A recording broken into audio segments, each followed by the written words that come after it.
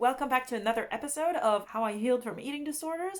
And this episode I'd like to call Face Yourself, aka cut the bullshit. There's a lot of bullshit that goes on in our heads when we have an eating disorder because what's going on is not great. And so we have to lie to ourselves, we have to lie to other people. Part of cutting the bullshit is realizing the crazy ass stories you've been telling yourself and other people when you go on a date and then you feel like you ate a bit too much and you drank too much alcohol and then you have to burn it. And then you go running in the park at 2 a.m. That's not normal. When your friends want to go out for a cup of coffee and you can't think of anything else but going to the club because dancing burns calories, that's not very normal. When you figure out that it's best not to go anywhere because you know there'll be food there and you won't be able to control what you eat or how much you eat, that's also not very normal. When your knees already hurt and you still keep on running, something is wrong. So all these little points where it's been crucially affecting your social life and your personal life, then you need to realize that that's not working. Also admitting that you have voices in your head a lot of the time, not necessarily split personality, but the disorder is constantly speaking to you in your head. You can't tell yourself anymore that you're in control because obviously you're not. It's a big blow to the self-confidence, I think, and it is a big dose of